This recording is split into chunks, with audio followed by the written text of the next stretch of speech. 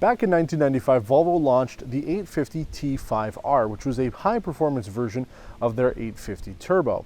They followed it up with the 850R, V70R, and S60R, and then finally killed off the whole R line with the S60 and V70 a few years later.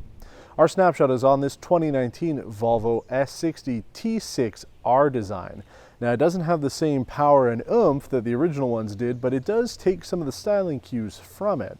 We're going to be going over what makes this different over the other two V60 models we've featured from Volvo recently, and what you need to know if you're in the market for a very unique compact executive car.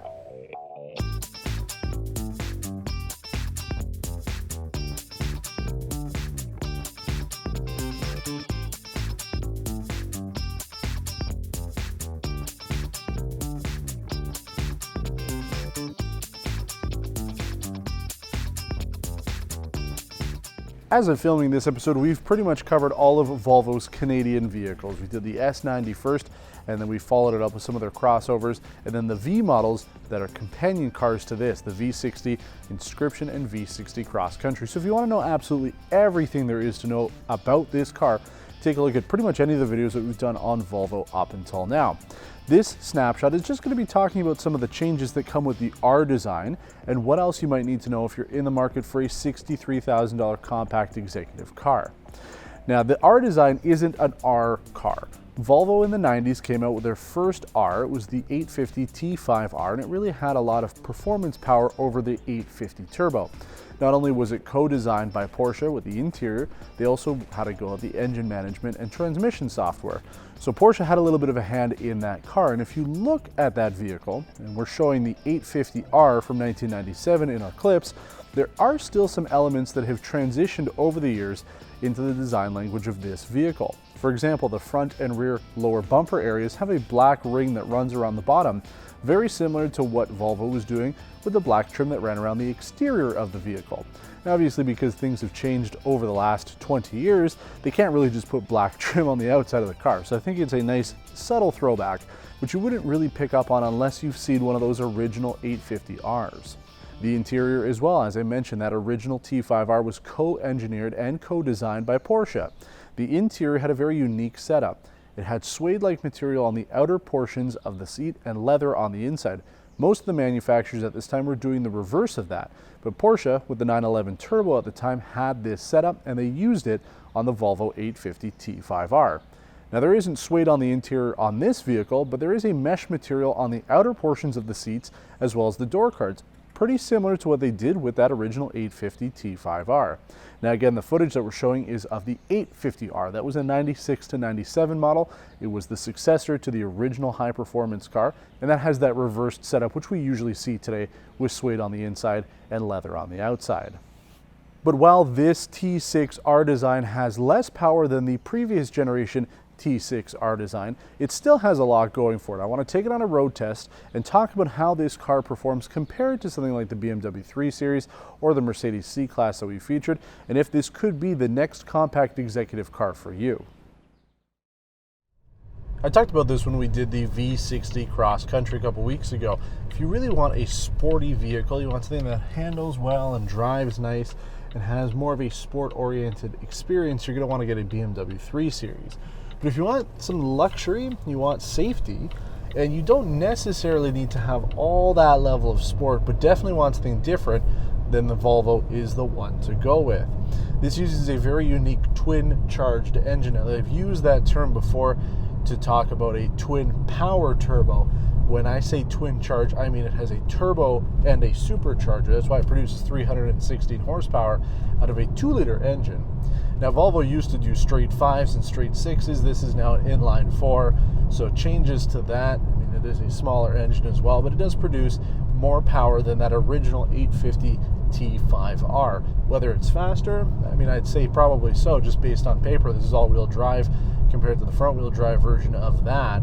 But overall, you're not buying that car because you want something that's new. You want that because it's the experience. They only made so many of them. You buy this because you do want something that is a little bit more livable with on a daily basis, especially with all the safety tech we've talked about, IntelliSafe it works very well. The enhanced safety tech, as well as the pilot assist system, if you want to use it with a hands-on semi-autonomous driving mode. We do use it sometimes on the highway just because, why not? We're journalists. I'm supposed to be testing this kind of stuff anyway to tell you how it is. Now, one of the things that I noticed right away when driving this car, is just it really handles well, especially for a vehicle that is front-wheel drive based. Much like Audi, they don't use a rear-wheel drive setup. This is front-wheel, and if you were to get essentially the base model, it would come front-wheel drive, but it is an all-wheel drive option on this one, so you have power to all four wheels. Now, I do like the acceleration on it. I do like the sound of the engine more than I do the exhaust. There's not a whole lot of drama coming out of the back end, but because this has a supercharger and a turbo, you get both of those excellent sounds at the same time. You can hear the turbo, you can hear the supercharger, and all happening at the same time. So what's coming out of the engine actually is a lot more fun than what's coming out of the exhaust, but it still gives a unique experience. You don't necessarily alleviate all of the turbo lag.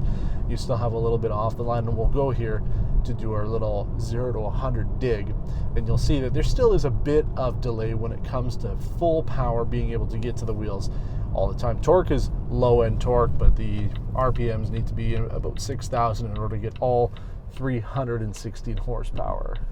Now we're at a dig here. I'm not going to use manual shift mode just because I find that Volvo overrides it anyway. So I mean, if I were to put it in, it'll shift it for me, but we're going to go from a dig. So you get a little turbo lag there. I mean, it's pretty quick. 100, just like that. Like, very small amount of latency at the beginning. Most people aren't going to be launching the car anyway, right? So from a daily driving perspective, it's more than enough. We do have the car in dynamic mode, which is their sport mode. There is no sport transmission. You can only put the car into basically manual shift mode. And like I said, I'm not 100% sold on it. It uses the wrong shift pattern as well. It's a pull towards you to shift down, push away from you to shift up. But I just find that it will basically override that if you're going. It really doesn't want you to be doing that, and that's probably part of the reason why Volvo doesn't do their R vehicles anymore. They are pushing safety as their priority. I know that the Polestar versions are sportier, they're quicker, but at the end of the day, they are still meant to be safe vehicles. So Volvo will give you a little bit of that power, but they won't trust you fully with it. That's why this still isn't like a super blistering speed car. And yeah, maybe you could consider the T8 Polestar engineered version to be somewhat of an M performance variant, so compete with the M340i. But I mean, Volvo doesn't make an M car competitor, it doesn't make an AMG competitor. This is a nice car, but it's not a speedy car. I want to show you what I mean by Volvo will override your shifts. I'm in manual mode. I'm going to launch it. So you kind of did that for me. That was really slow. It's not doing it there. So that's what I mean. I mean, it's like one of those it's nice to have kind of things if you really wanted to. Maybe if you're doing not necessarily full speed stuff, then you can definitely shift it. You do have the flappy paddles and the gear shifter to be able to do it. But honestly, I keep the car in dynamic mode all the time. I just don't keep it in manual shift mode because I think it does a good enough job with the 8-speed transmission. I think it's fine.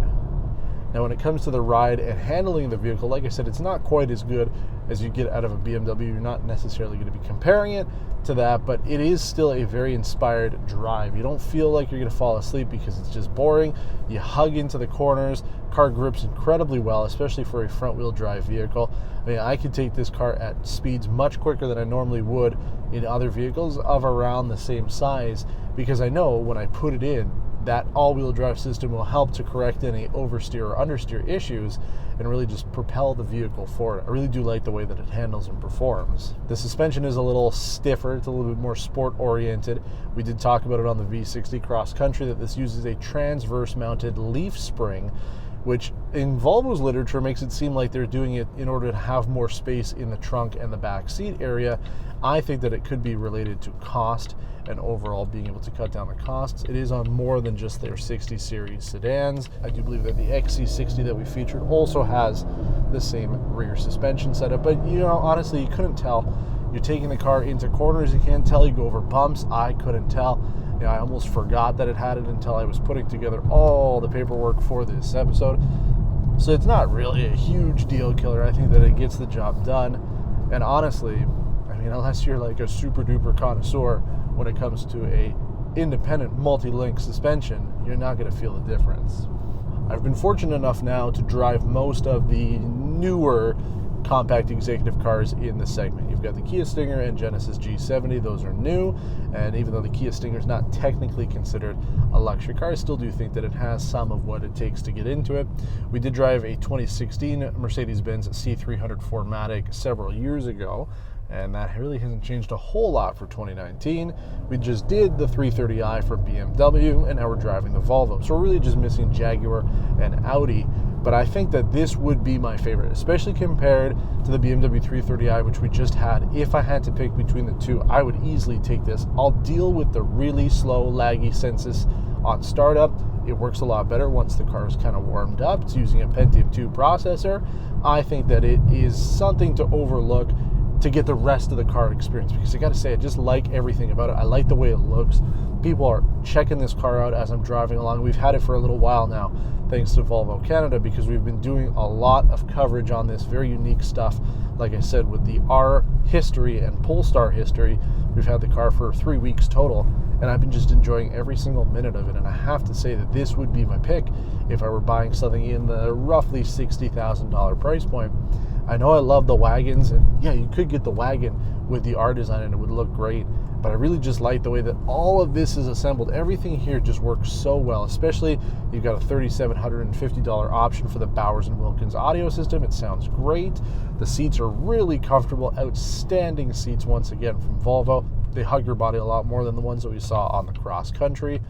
I mean, the only feature you're really missing, you can't get on this, is ventilated front seats. I don't know why. You can only get it on the inscription at this trim level, but whatever. It's not a huge disappointment not to have it, because air conditioning works well enough in it. It's 23 degrees right now with some humidity, so it is comfortable in here even without the ventilated seats. But I mean, everything else you've got, there's no wireless charger, whatever. There's no rear window sunshades, again, whatever. No rear sunshade, that would be a nice thing. But everything else about this car really ticks off the boxes for what I wanted of it. And because it looks so unique and very sexy, especially with those Thor's Hammer LED headlights that act as daytime running lights and turn signals at the same time, I mean, just everything about this car just works so well. And as long as you're not married to the fact that it is not a rear-wheel drive chassis, then you're in business. Again, if it's not going to be a sport car for you, but you want something that has most of that ability, because I got to tell you, it really does perform when you want it to, you're going to be really, really happy with it. And I'm telling you, people notice this car way more than they have in other compact executive cars that we've tested.